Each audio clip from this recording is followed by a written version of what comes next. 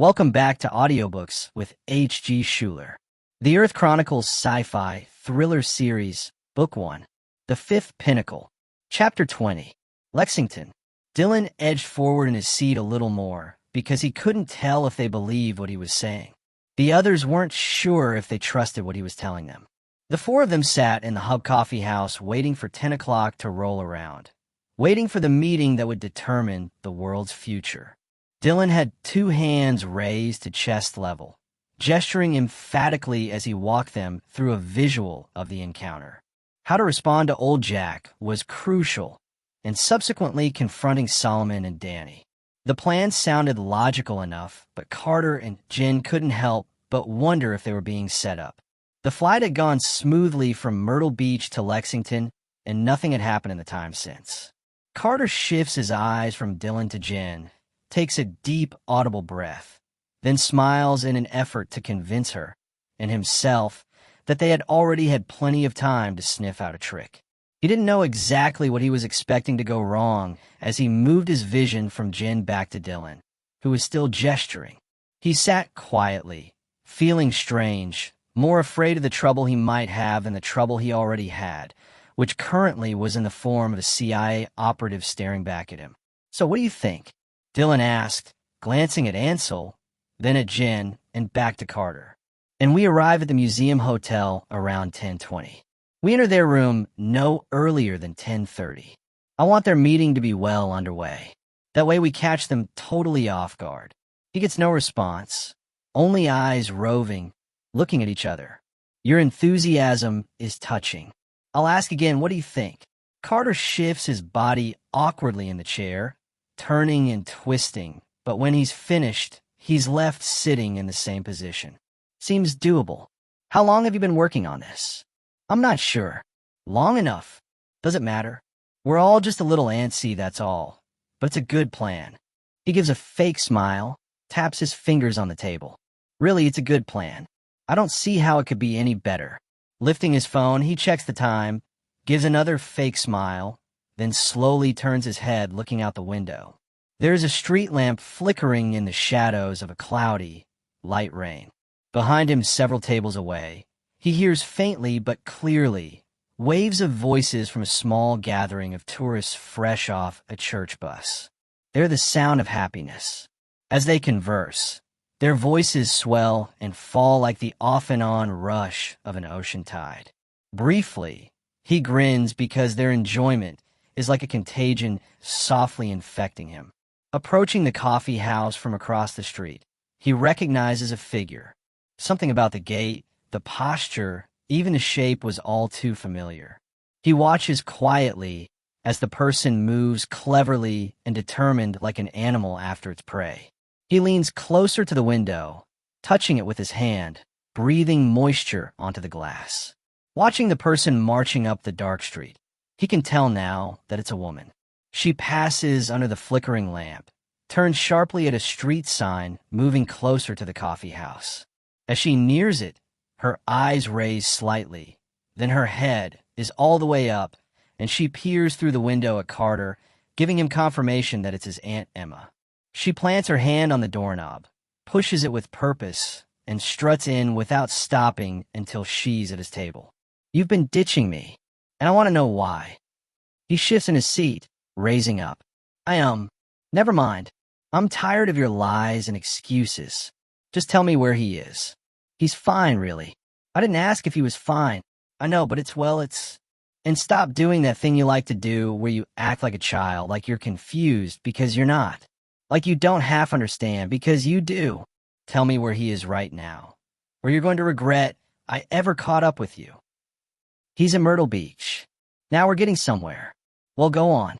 "We're in Myrtle Beach, at a high-rise hotel, the Hampton Beach Resort. He's staying with an old friend by the name of Gabriel. They served in Vietnam together. Is that clear enough for you?" "It's something, but I'm not clear what." "Why have you been lying to me?" "In a way, I wasn't lying. He asked me not to tell anyone. He's fine, though. The cancer is in remission. The treatment's worked. You don't have to worry about him. I suppose he got tired of me checking on him, but what's a daughter to do?" Carter moves his legs to one side, stands and takes her by the hand. It's not your fault. He's been through a lot. Just give him some time. In a few weeks, he'll be back, and we'll forget any of this ever happened.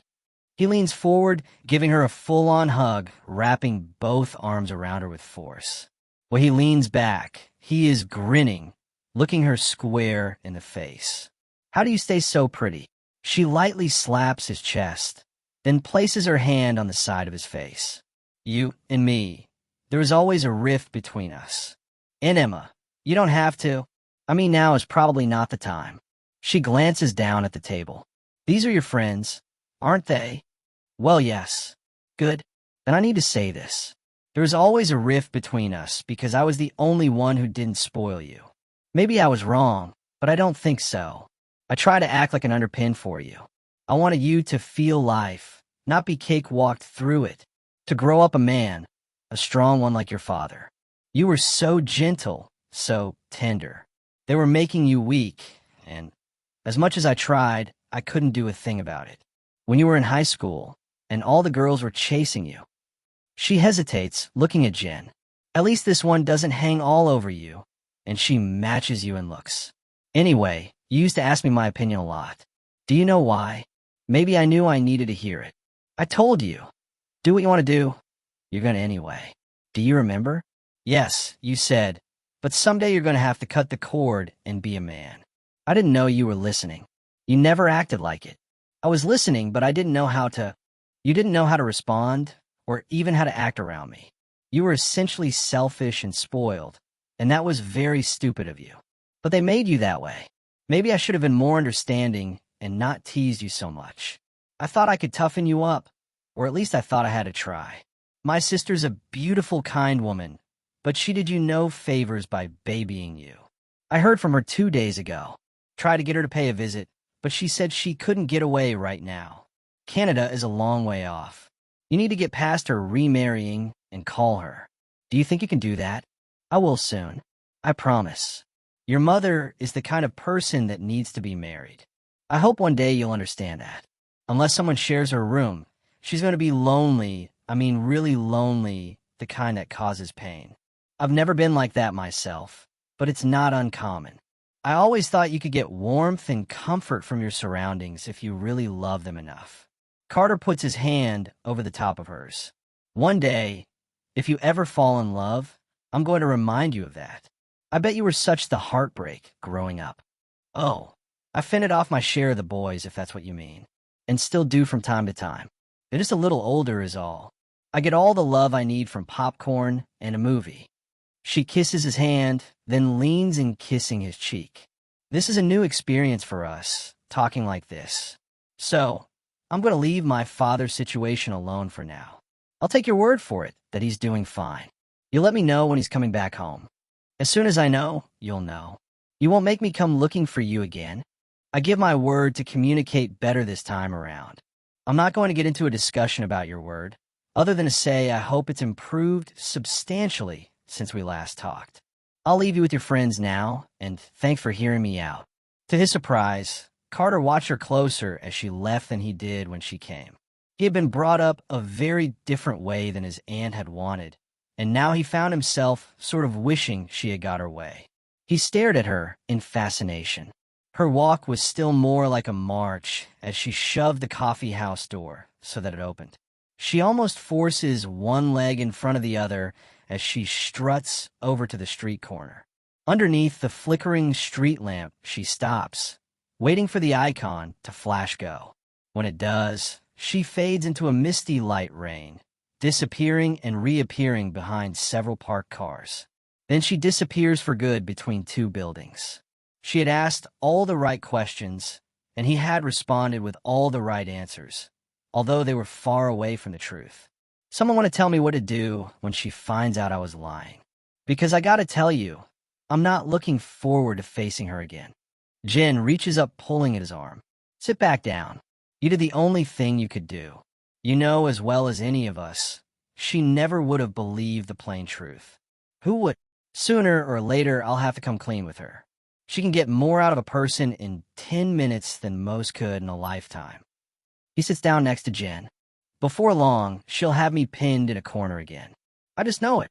Jen wraps her arm around his. You can deal with that when it happens. You didn't finish your bagel. Go on, you need to eat, because we leave in 15 minutes. That's the end of Chapter 20. Stay tuned for the rest of the story at H.G. Shuler on YouTube.